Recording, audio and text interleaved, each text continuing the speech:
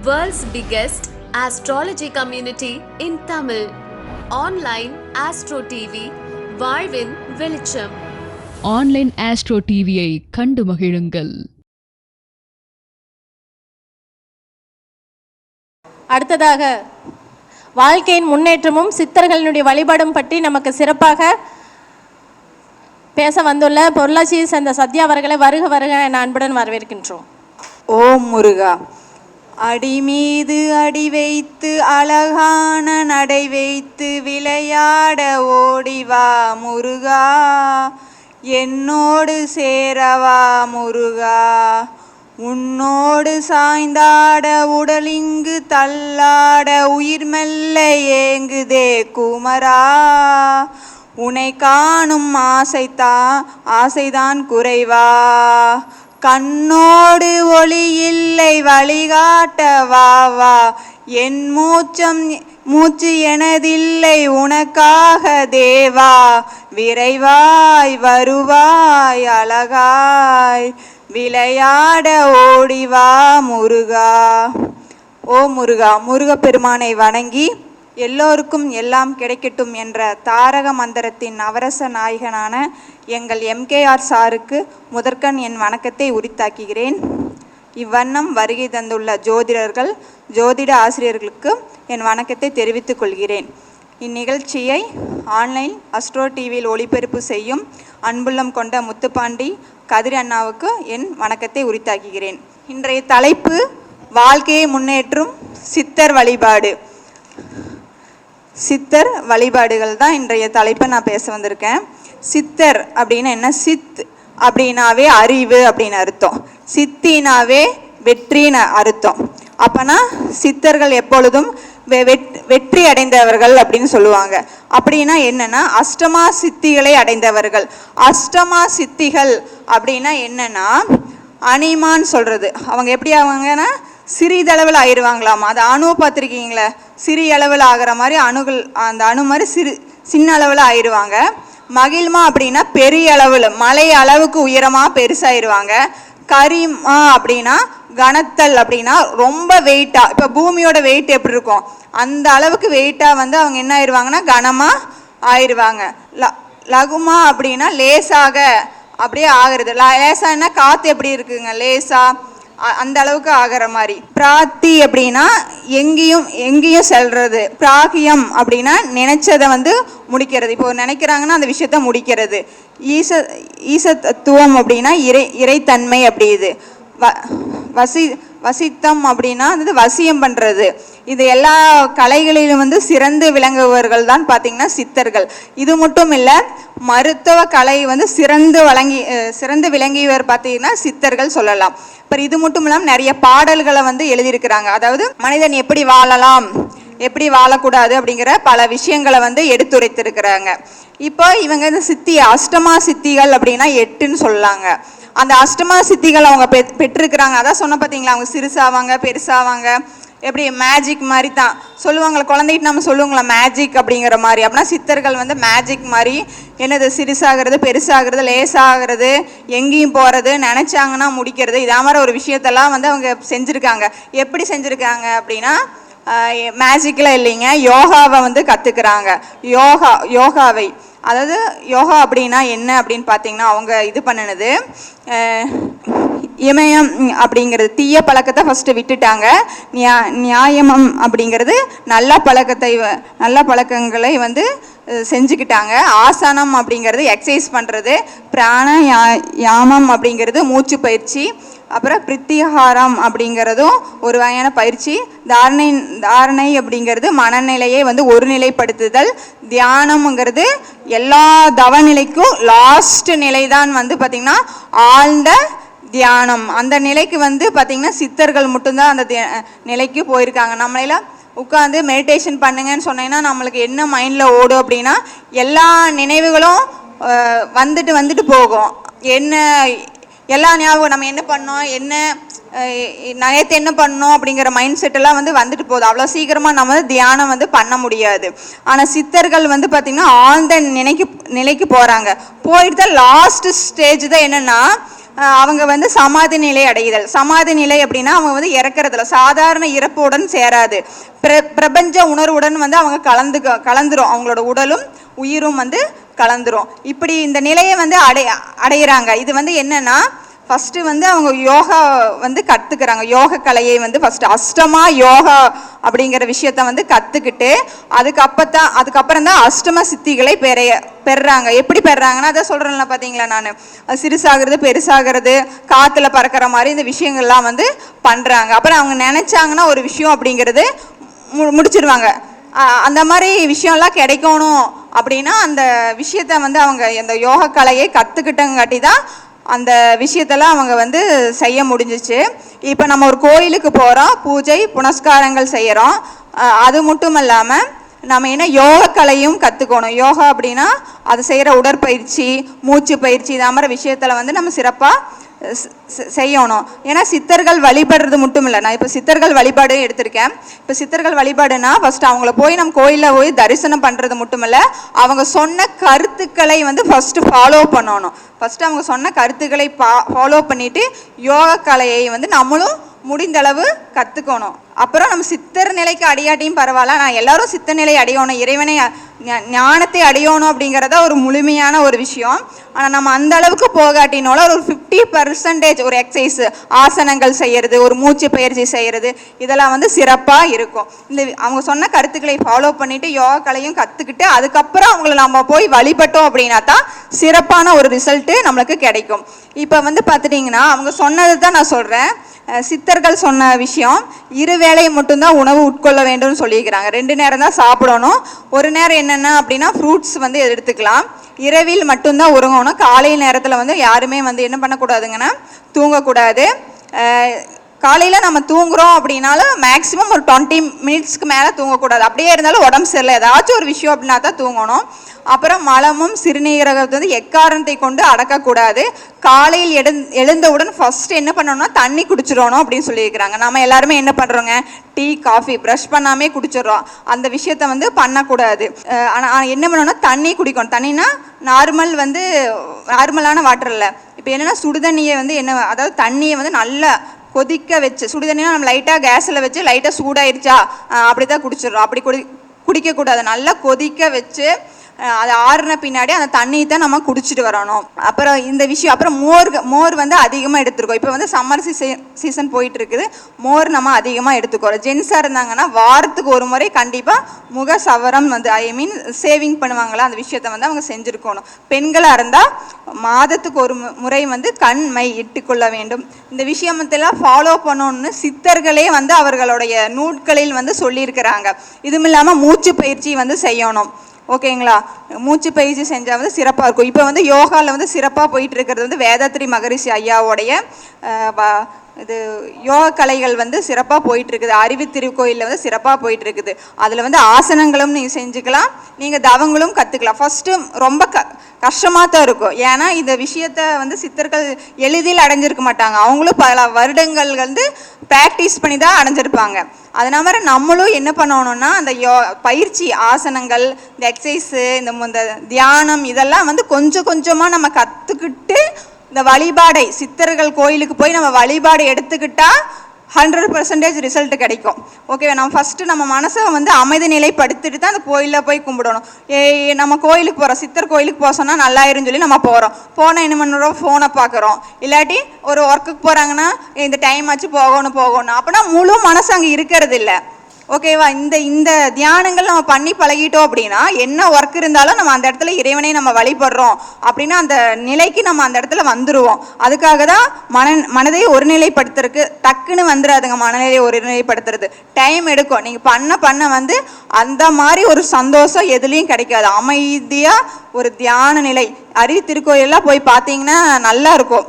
Pin drop சைலண்ட்டாக இருக்கும். அவ்வளோ நல்லா வந்து தியானம் பண்ணுவாங்க, மௌன விரதம் இருப்பாங்க. 7 நாள் நம்ம ஒரு நேரம் கூட ஒருத்தர் கூட பேசாமல் இருக்க முடியாது. மௌனம் இருந்தோம்னா அதை விட சிறப்பு. சரிங்களா? இந்த விஷயத்தெல்லாம் நம்ம கற்றுக்கிட்டு நம்ம சித்தர்களை நம்ம வழிபாடு செஞ்சோம் அப்படின்னா தான் அதில் நல்ல ஒரு பாசிட்டிவான ஒரு வைப்ரேஷன் நம்மளுக்கு கிடைக்கும். அது இல்லாமல் நம்ம டைரெக்டாக சரி இந்த சித்தர் கோயிலுக்கு போக சொல்கிறாங்கன்னு சொல்லி போட்டு நம்ம வந்து போனாங்கிறது சிறப்பு தான். ஏன்னா கடவுள் எப்பொழுதும் நம்மளுக்கு நல்லாரு அப்படிங்கிற ஒரு விஷயத்தை தான் அருள்வாங்க. இந்த விஷயத்தையும் நம்ம சேர்த்து ஃபாலோ பண்ணிட்டு போகும்போது நம்ம சீக்கிரமாக நம்மளுக்கு ஒரு ரிசல்ட் கிடைச்சிரும். இப்போ சித்தர்கள் நீங்கள் எடுத்துகிட்டு பார்த்துட்டீங்க அப்படின்னா நிறைய ஒரு நட்சத்திரத்துக்கும் ராசி அந்த பார்த்தீங்கன்னா ஒவ்வொரு சித்தர்கள் இருக்கிறாங்க. எல்லா சித்தர்களையும் நம்ம என்ன பண்ணலாம்னா வழிபடலாம். என்ன பௌர்ணமி, அமாவாசை, இல்லை பிறந்த கிழமை இல்லை, இதெல்லாம் வந்து நம்ம வழிபட்டோம்னா சிறப்பு. அப்படி இல்லைன்னா எல்லா நாளுமே போகலாம். ஓகேங்களா? இப்போ இல்லை நம்ம இந்த நாள் போனால் தான் கடவுள் அருள் தருவார்கள், இல்லை எல்லா நாளும் போகலாம். ஆனால் இந்த நாள் போனால் மிகச்சிறப்பு. மிகச்சிறப்புக்கு வித்தியாசம் இருக்குது. அப்புறம் இந்த கோயிலுக்கு போனோம் அப்படின்னா எப்பொழுதுமே வந்து வயதுக்கேற்ற தீபம் போகிறது மிகவும் சிறப்பு. அப்படி இல்லாட்டி 2 தீபம்னாலும் போடுங்க. சும்மா நம்ம ப்ரேயர் பண்ணிட்டு வராமல், ஏன்னா அந்த ஒளியோட தான் நம்ம ஐக்கியமாகும் அப்படிங்கிற ஒரு விஷயம் இருக்குது. எல்லாத்துக்கும் அடுத்த ஜென்மம் எடுக்கிற ஆசை இருக்குங்களா? ஏன்னா எல்லாத்துக்குமே அடுத்த ஜென்மம் இல்லை, ஐயோ நான் மனுஷனாக பிறந்துட்டேன் ரொம்ப கஷ்டம், அடுத்த ஜென்மமே எனக்கு வேண்டாம் சொல்லிட்டு தான் எல்லாருமே சொல்கிறாங்க. ஆனால் எல்லா உயிர்களிலும் மிகச்சிறந்த பிறவினா மனித பிறவி. நானுமே நினச்சிட்டு இருந்தேன் மனித பிறவி, ஐயோ அடுத்த ஜென்மம் வேண்டாம் அப்படின்னு. எல்லாத்தோட திங்கிங்கும் அதே தான். ஆனால் மனித பிறவி தான் எல்லா பிறவியிலும் சிறந்த பிறவின். எப்படின்னா ஒரு குரங்கு, ஒரு சின்ன ஒரு கதை ஒன்று சொல்கிறேங்க. இது நடந்த விஷயம். ஒரு குரங்கு என்ன பண்ணுச்சு அப்படின்னா, ஒரு குரங்கு வந்து வில்வத்தலையை வந்து மரத்து மேலே இருந்து வில்வத்தலையை வந்து சிவனுக்கு வந்து சிவராத்திரி, அந்த டைம் வந்து சிவராத்திரி, அந்த டைமில் வந்து வில்வத்தலையை வந்து பறித்து இந்த லிங்கத்து மேலே போட்டுகிட்டே இருந்தங்காட்டி ஃபுல்லாக போடுது. நைட்டு ஃபுல்லாக அப்படியே போட்டுகிட்டே இருக்குது. அதுக்கு வந்து எதுக்கு போடுறோம் பட் அதெல்லாம் எதுவும் தெரியல. பட் ஏதோ ஒரு போட்டுட்டு இருக்குது. சரிங்களா? அப்போ போட்டுட்டு இருக்கும்போது சிவபெருமானும் பார்வதி பார்த்துட்டு ஒரு சந்தோஷப்பட்டு அவங்க காட்சி அளிக்கிறாங்க. அந்த குரங்குக்கு முன்னாடி காட்சி அளித்து, நீ வந்து சிவராத்திரி அன்னைக்கு என்னை வந்து பூஜித்த, எனக்கு ரொம்ப சந்தோஷம், உனக்கு வந்து அருமையான வரம் கொடுக்குறேன், வாங்கிக்கோ அப்படின்னு சொல்கிறாங்க. அப்புறம் குரங்கு சரிங்குது. என்ன பிறவி கொடுக்குறாருன்னா சிவபெருமான் மனித பிறவி கொடுக்குறாங்க. பார்த்தோன்னே குரங்கு சொல்லுது, எங்க சாமி நான் உங்களுக்கு நல்லது தானே பண்ணேன், நீங்கள் சந்தோஷப்பட்டீங்க, நல்லது பண்ணீங்க, எனக்கு வேறு நல்ல வரம் கொடுக்காம மனித பிறவின்னு சொல்கிறீங்க அப்படின்னு சொல்லி அந்த குரங்கு சொல்லுது. அப்போ சிவபெருமான் சொல்கிறாரு, எல்லா பிறவி எடுத்தாலும் நம்ம யோக நிலையை சித்த நிலையை அடையணும் அப்படின்னா மனித பிறவி எடுத்தால் மட்டும்தான் அடைய முடியும். அப்போனா இறைவனை அந்த இடத்துல அடைய முடியும்னா அந்த யோக கலைகளை செஞ்சு கற்றுக்கொண்டு சித்த நிலையை அடைந்தோம் அப்படின்னா எல்லாருமே மிகச்சிறந்த மனிதர்கள் தான் அப்படின்னு அந்த விஷயத்தை வந்து அவர் எடுத்து வைக்கிறார். அப்போனா நம்ம என்ன புரிஞ்சுக்கோணும்னா, மனித பிறவி எடுத்துருக்கோன்னா நம்ம கர்மாவை கழிக்கிறதுக்காகவும், இன்னொன்று இந்த விஷயத்துலேருந்து நம்ம ஒரு விஷயத்தை கற்றுக்கிட்டு அடுத்தவங்களுக்கு ஒரு முன்மாதிரியாகவும் இருக்கணும். ஓகேவா? கஷ்டம் இல்லாத மனிதரும் யாருமே இல்லை. அதுக்காக அனிமல்ஸ் அப்போ பார்த்தீங்கன்னா அதுக்கு கஷ்டம் இல்லை. எல்லாத்துக்கும் ஒரு வகையான ப்ராப்ளம்ஸ் அப்படிங்கிறது இருந்துட்டு தான் இருக்குது. திருவள்ளுவர் ஒரு விஷயம் சொல்லுவார், அருளிலாருக்கு அவ்வுலகம் இல்லை, பொருளிலாருக்கு இவ்வுலகம் இல்லை. ஆனால் உலகத்தில் என்னென்னா திருவள்ளுவர் சொன்னது கரெக்டு தான். ஞானம் இல்லாட்டி பொருள். ஓகேவா? இல்லை நம்ம என்ன பண்ணுறோம், ஞானத்தை தேடி போகிறோம் இல்லாட்டி பொருளை தேடி போகிறோம். இந்த 2 விஷயம், இந்த 2 விஷயமே வேணும்னு நினச்சா தான் நம்ம வாழ்க்கையில் மிக சிறப்பாக வாழ முடியுங்க. பொருள் வேணும் அப்படின்னு நினச்சோன்னா அந்த இடத்துல வந்து அருள் இருக்காது. நம்ம வந்து இந்த புண்ணியம் ஒருத்தருக்கு நல்லது செய்கிறது அப்படியெல்லாம் நம்ம பார்க்க மாட்டோம். நம்ம போயிட்டே இருப்போம். இந்த பொருளை நினைக்கிறவங்க, அருளை நினைக்கிறவங்கிறது என்ன பண்ணுவாங்க அப்படின்னா அதுவும் நல்லது தான். என்ன பண்ணுவாங்க, அடுத்தவங்க எல்லாத்துக்கும் கொடுத்துட்டு அப்புறம் நம்மளுக்கும் வேணுமில்லங்க. அப்போனா இந்த வாழ்க்கையில் மனிதனோட வாழ்க்கையும் அருளும் வேண்டும் பொருளும் வேண்டும் என்று சொன்னால் சித்தர்களை வழிபட்டால் மட்டும் போதாது, அவர்கள் சொன்ன கருத்துக்களையும் நம்ம ஃபாலோ பண்ணணும். அவங்க சொன்ன யோகக்கலையும் நம்ம கற்றுக்கிட்டு அதில் சிறந்து விளங்கினா மட்டும்தான் வாழ்க்கையில் ஜெயிக்க முடியும். அப்புறம் நான் இந்த யோகக்கலையை நம்ம கற்றுக்குறோம், அதுக்கு வந்து தனியாக படிக்கணுங்க. யோகா கிளாஸ் அப்படின்னு இருக்குது, அதுக்கு தனியாக படிக்கணும். காயகற்பம் அப்படிங்கிறது இருக்குது, அது மிக சிறந்தமான ஒரு விஷயம். ஆனால் எல்லாமே அது கற்றுக்கிட்டேன். ஒரு விஷயம் சொல்கிறாங்க, எல்லோரும் இளமையாக வாழணும் அப்படின்னு ஆசைப்பட்டீங்கன்னா காயகற்பம், நீண்ட நாள் வாழணும்னு ஆசைப்பட்டீங்க, நோய் நொடி இல்லாமல் வாழணும்னு ஆசைப்பட்டீங்கன்னா இந்த கலையை கற்றுக்கலாம்.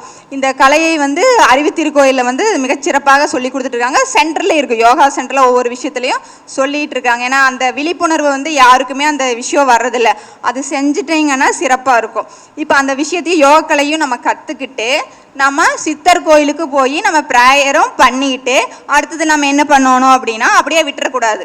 நம்மளால் முடிந்ததை எளியவர்களுக்கு, ஏழை எளியவர்களுக்கு உணவு, உடை, பரிசு பொருட்கள், புத்தகம், போர்வை, இதே மாதிரி ஏதாச்சும் ஒன்று கொடுக்கலாம். இப்போ எக்ஸாம்பிள் வந்து ஒரு வயசாக இருக்கிறாங்கப்பா, அவங்களுக்கு ஏதாச்சும் உணவு, அவங்களுக்கு பிடிக்கல, நம்மளுக்கு ஏற்ற மாதிரி ஒரு உடை அதை மாதிரி எடுத்து கொடுக்கலாம். ஒரு சின்ன சின்ன குழந்தைங்க இருக்காங்க பாவம், அவங்களுக்கு ஏதாச்சும் ஒரு கிஃப்ட்ஸ்லாம், குழந்தைங்களுக்கெல்லாம் கிஃப்ட்ஸ் கொடுத்தா ரொம்ப சந்தோஷப்படும். ஒன்றும் இல்லை, ஒரு சின்ன ஒரு பெண்ணோ இல்லை ஏதாவது ஒன்று வாங்கி அதுக்கு கிஃப்ட்டுக்கு பேக் பண்ணி நம்ம கொடுத்துட்டோம்னா ரொம்ப சந்தோஷப்படும். அப்போ வந்து அதில் கிடைக்கிற சந்தோஷம் அப்படிங்கிறது மிகப்பெரிய. அடுத்தவங்க சந்தோஷப்படுறத பார்த்து நம்ம சந்தோஷப்பட்டோம்னா அது மிக சிறப்பாக இருக்கும். அப்புறம் ரோட்டோரத்துலாம் பார்த்தீங்கன்னா ஒரு சில பேர்லாம் ரொம்ப கஷ்டப்பட்டு ட்ரெஸ் எல்லாம் ஒரு மாதிரிலாம் இருக்கும். அதே மாதிரி இருக்கிறவங்களுக்குலாம் நம்ம ஒரு ட்ரெஸ் எடுத்து கொடுத்தா நல்லது.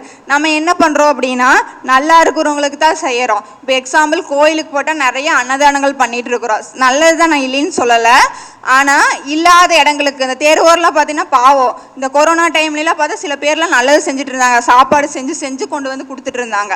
இதே மாதிரி சில பேருக்கு வந்து ஆதரவு இல்லாமல் சில பேர் ரோட்டோரம், சில பேர் வந்து யாருமே இல்லாமல் தனியாக இதே மாதிரிலாம் வாழ்ந்துட்டு இருக்காங்க. அவங்களுக்கு நம்ம ஹெல்ப் பண்ணாதான் அதுதான் நம்மளுக்கு ஒரு நல்ல விஷயமா இருக்கும், அவங்களும் நல்லா இருப்பாங்க.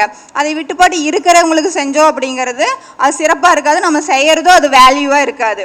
அப்புறம் நம்ம 3 மேசம், சிம்மம், தனுசுக்கு சொல்கிறேன். எல்லா கோயிலுக்கும் சித்தர்களை வழிபடலாம், சிறப்பு தான். நான் 3 ராசிகளுக்கு மட்டும் நான் சொல்கிறேன். பழனி போனோம் அப்படின்னா போகரோட விஷயம் இருக்குது. நம்ம எல்லாம் முருகரை தான் எல்லாத்துக்கும் பிடிக்கும், ஆனால் முருகரை கும்பிட்டு போகரையும் கும்பிடுவானே. ஏன்னா அந்த முருகரை வந்து உருவம் கொடுத்து இது இந்த அளவுக்கு கொண்டு வந்தவரே பார்த்தீங்கன்னா அதாவது நம்ம போகர் தான். அப்போ அந்த இடத்துல போய் நல்லா நம்ம தியானம் பண்ணிட்டு அங்கே போய் சிவன் தான் சாமி கும்பிட்டு நம்ம வெளியே இங்கே அவரோட சமாதி இருக்குல்ல வந்து கொஞ்ச நேரம் அமைதியாக உட்காந்து தியானம் பண்ணால் ப்ளசண்ட்டாக இருக்கும், கொஞ்சம் அமைதியாக ஒரு விஷயம் இருக்குது. இந்த விஷயத்த ஃபாலோ பண்ணுங்கள். நம்ம போய் முருகரை மட்டும் கும்பிட்டு அப்படியே மடமடன்னு வந்துடக்கூடாது. அங்கே போகரோட விஷயம் இருக்குது, அங்கே போய் அவர் ப்ரேயர் பண்ணிட்டு ஒரு 10 நிமிஷம் உட்காந்திங்கன்னா ஒரு அமைதி கிடைக்கும். அவர் 2வது பார்த்துட்டிங்கன்னா ராமதேவர் அப்படிங்கிறது. இங்கே இந்த கோயிலுக்கு அப்படிங்கிறது வந்துட்டுனா சம்டைம்ஸ் தான் போக முடியுமா, ஏன்னா காட்டுக்குள்ளே இருக்கிறங்காட்டி கொஞ்சம் இது இருக்குது, அது என்ன ஏதுன்னு கேட்டு விசாரிச்சுட்டு தான் போகணும். ராமதேவரோட ஜீவ சமாதி மதுரையில் வந்து இருக்குது, திருப்புரம் மதுரையில் இருக்குது. 2வது வந்து பார்த்திங்கன்னா தனுசு ராசிக்கு பார்த்துட்டிங்க அப்படின்னா தட்சிணாமூர்த்தியும் கும்பிடலாம், அகஸ்தியர் கும்பகோணத்தில் இருக்கிறவரையும் கும்பிடலாம். அடுத்தது நெக்ஸ்ட்டு பார்த்திங்கன்னா நம்ம கோவை மாவட்டத்திலே வந்து பாம்பாட்டி சித்தரோட விஷயம் இருக்குது. மருதுமலை முருகர் கோயிலுக்கு போய் முருகரை தரிசித்துட்டு பாம்பாட்டி சித்தரை வழிபட்டால் சிறப்பு. எல்லாம் ஒரு விஷயம் தப்பு பண்ணுறது என்ன அப்படின்னா இதில் ஸ்டெப்பில் போகணும், டைரெக்டாக ஸ்ட்ரெயிட்டாக நம்ம முருகரையே பார்த்துட்டு அப்படியே வந்துடுறாங்க, அது செய்யக்கூடாது. அந்த படியில் போய் பாம்பாட்டி சித்தரோட ஆலயத்தை வணங்கிட்டு நம்ம முருகரை வழிபட்டால் சிறப்பு. ஒன்று செஞ்சுட்டு ஒன்று செய்ய மாட்டேங்கிறது எப்படின்னு தெரியுமா, எனக்கு ஒரு கை வேணும் ஒரு கை வேண்டாங்கிற மாதிரி. 2 கையுமே இருந்தால் தானுங்க நம்ம லைஃப்பில் கொஞ்சம் முன்னேற முடிகிற மாதிரி. நம்ம என்ன பண்ணுறோம், ஒரு கோயில் இருக்குன்னா கண்டிப்பாக ஒரு சித்தர்கள் கோயில் பக்கத்தால் எங்காச்சும் இருக்கும், அது எங்கேன்னு விசாரிச்சுட்டு அந்த கோயிலையும் போய் நம்ம முருகரோ சிவனோ பெருமாளோ எந்த கடவுளையும் வழிபட்டுட்டு பக்கத்தால் இருக்கிற ஒரு சித்தர் ஜீவ சமாதி அடைஞ்ச இடத்துக்கு போய் நம்ம ஒன்றுமே பண்ண வேண்டாம், அமைதியாக கண்ணை மூடி தியானம் மட்டும் பண்ணிட்டு வந்தோன்னா மிகச்சிறப்பாக இருக்கும். நான் எல்லா ஊர்லேயும் இருக்குது, ரிசர்ச் பண்ணி பார்த்தீங்கன்னா தெரியும். நான் பொள்ளாச்சிக்கு எடுத்திருக்கேன், எங்கள் ஊர் பொள்ளாச்சிங்காட்டி அழுக்கு சாமியார் கோயில் இருக்குது வேட்டையான்புதூரில். குகை கோடிசாமி புரையவளையம் அந்த இடத்துல இருக்குது கோடிசாமிகள். அது கோடிசாமின்னு ஏன் பேர் வந்துச்சுன்னா கோடி சித்தர்களுக்கு சமமாமா அவர். அழுக்கு சாமியார் அப்படின்னா அவர் ரொம்ப அழுக்கா இருப்பார் அப்படிங்கிற மாதிரி சொல்லியிருக்கிறாங்க. குகை பெருமாள் சித்தர் அப்படின்னா அந்த இடம் வந்து மலை பகுதியில் இருக்கிறங்காட்டி. இதில் ஒரு விஷயம் என்ன அப்படின்னா அழுக்கு சாமியார் என்ன பண்ணாங்கன்னா ஒருத்தர் பழனியிலேருந்து வந்திருக்காங்க. என்னென்னா இது உண்மையாக நடந்த சம்பவம். பழனியிலேருந்து வந்து எங்கள் குழந்தைக்கு வந்து காது குத்து விழா நடிச்சிருக்கிறேங்க, நீங்கள் வந்து கண்டிப்பாக வந்து நீங்கள் வரணும் அப்படின்னு சொல்கிறாங்க. அப்போலாம் அந்த காலத்துலலாம் அவ்வளோ ஸ்பீடாலாம் போக முடியாது இல்லைங்க, ஆனால் கண்டிப்பாக 2 நாள் இருக்குதுங்க வந்துடுங்கிறாரு. இவங்க சரின்னு சித்தரை சொல்கிறாங்க. அப்புறம் இவங்க யோசிக்கிறாங்க, சாமி நீங்கள் கண்டிப்பாக இப்பயே கிளம்புனா தான் நீங்கள் வர முடியும். இல்லை நீங்கள் போங்க நான் வர்றேன்னு சொல்லி அனுப்பிச்சி விட்றாங்க. அவங்க வீட்டுக்கு வந்து சேர்றதுக்குள்ளே அவங்க வீட்டில் இருக்கிறாங்களாமா. இது எப்படி முடியும், மேஜிக் இல்லைங்க, இது உண்மையாக நடந்த சம்பவம். அப்போனா அந்த சித்திகளை அடைஞ்சவங்க மட்டும்தான் அந்த இடத்த அப்படி ரீச் பண்ணியிருக்கிறாங்க. அதாவது அவங்க லேசாக ஆயிடுவாங்கன்னு சொன்ன பார்த்தீங்களா, அவங்க வந்து இலகுவாக ஆயிடுவாங்கன்னு சொன்ன பார்த்தியா, அப்போனா அவங்க அப்படியே காட்டில் மிதந்தும் கூட அந்த இடத்துக்கு வந்திருப்பாங்க அப்படிங்களா. குகை பெருமாள் சித்தர் அவர் பார்த்துட்டீங்க அப்படின்னா இப்போ நம்மளுக்கு மாடுக்கு அதாம உடம்பு சரியில்லை, நம்ம என்னமோ வெட்டினரி டாக்டர் தான் பார்க்குறோம். அந்த காலத்தில் வெட்டினரி டாக்டர் இல்லை. என்ன பண்ணுவாங்கன்னா இதே மாதிரி சித்தர்கள், அப்புறம் இந்த மந்திரிப்பாங்க சொல்லுவாங்களா, அவங்ககிட்ட தான் போய் பார்ப்பாங்க. குகை பெருமாள் சித்தர்கிட்ட போய் என் மாட்டுக்கு உடம்பு சரியில்லைன்னு சொல்லுவாங்களாமா. சொன்னேன்னு போ சரியாயிருன்னு சொல்லுவாங்களாமா. வீட்டுக்கு வந்து பார்க்கறதுக்குள்ள அந்த மாட்டுக்கு வந்து நல்லா இருக்கும், ஹெல்த்தியாக இருக்குமாமா. அப்போனா அந்த சித்தர்களை நாள் மட்டும்தான் அந்த விஷயத்த வந்து பண்ண முடியும். கோடிசாமின்னா அவர் என்னன்னா, ஒரு பெண் வந்து ரொம்ப வயிற்று வலியால் ரொம்ப துடிச்சு கஷ்டப்பட்டுட்டு இருந்திருக்காங்க. என்னென்ன ட்ரீட்மெண்ட்டோ பார்த்துருக்காங்க, சரிங்களா, எதுவுமே வந்து அவங்களுக்கு வந்து நல்லாகலை. அப்புறம் சொல்கிறாங்க இந்த சாமிட்டு போனால் நல்லாயிரும், கோடி சாமிட்டுன்னு சொன்னங்காட்டி அவங்க சொல்கிறாங்களாம்மா, நான் இங்கே ஸ்பெஷலிஸ்ட்டே பார்த்துட்டோம், ஓகேங்களா, எவ்வளோ ஸ்பெஷலிஸ்ட்டே பார்த்துட்டோம், நல்லாகலை. இவர் என்ன பண்ணுவார், வெறும் சாமியார் அப்படின்னாங்க. வெறும் சாமியார் இல்லை, சித்தர், ஓகேங்களா. அங்கே போயிருக்கிறாங்க. அவர் அங்கிருந்து ஒரு சாக்லேட் ஏதோ கொடுத்துருக்குறாங்க. கொடுக்கறதுக்கு முன்னாடி ஒன்று சொன்னாராம்மா, என்னை பார்க்கறதுக்கு இவ்வளோ நாள் ஆச்சாம்மா, எதுக்குமா இவ்வளோ கஷ்டப்பட்ட வகுத்து வழியான்னு சொன்னா. அந்த பொண்ணு பார்த்தீங்கன்னா என்னடா இப்படி சொல்லிட்டாங்களே அப்படின்னு. ஏன்னா நம்ம விஷயத்த நம்ம வாய் விட்டு சொல்லாமே அவங்களே சொல்லும் போது நம்ம ரொம்ப என்னடா இப்படி சொல்லிட்டாங்களே நம்ம கொஞ்சம் வியப்பாக இருக்குமில்ல. இப்போ ஒன்றும் இல்லை, இப்போ நான் வரேன்னா காலையில் நீ என்னம்மா சாப்பிட்ட, சப்பாத்தி தானே அப்படிங்கும் போது எப்படி நம்ம சாப்பிட்டது இவங்களுக்கு தெரியும் அப்படின்னு தான் நம்ம யோசிப்போம். இப்போ கேமரா இருக்குது பார்த்துக்கலாம். ஆனால் அவர் எப்படின்னா அவரோட சித்தியில் அந்த சித்தர்களுக்கு மட்டும்தான் அந்த விஷயம் வந்து தெரியும், புலப்படும் அப்படிங்கிறது. அப்போ சொன்னோன்னே அந்த பொண்ணு ஏதோ ஒரு விஷயம் இருக்குன்னு சொல்லி போட்டு நம்மளுக்கு வகுத்து வலி நல்லானா போதும் முட்டுன்ட்டு சாக்லேட் வாங்கி சாப்பிடுது. அந்த வயிற்று வலி இருக்குதுன்னு கூட இடம் தெரியாத அளவுக்கு அந்த பிள்ளைக்கு சரியாயிருச்சு. அப்போனா எவ்வளோ மிகப்பெரிய சிறப்பு அப்படின்னு பாருங்க. அப்போனா எந்த ஒரு கோயிலுக்கு போனாலும் பக்கத்தில் சமாதியான ஒரு இடம் கண்டிப்பாக இருக்கும். அவங்க வந்து இறந்து போகலைங்க, அவங்க வந்து பிரபஞ்ச ஆற்றலுடன் கலந்து விட்டுறாங்க.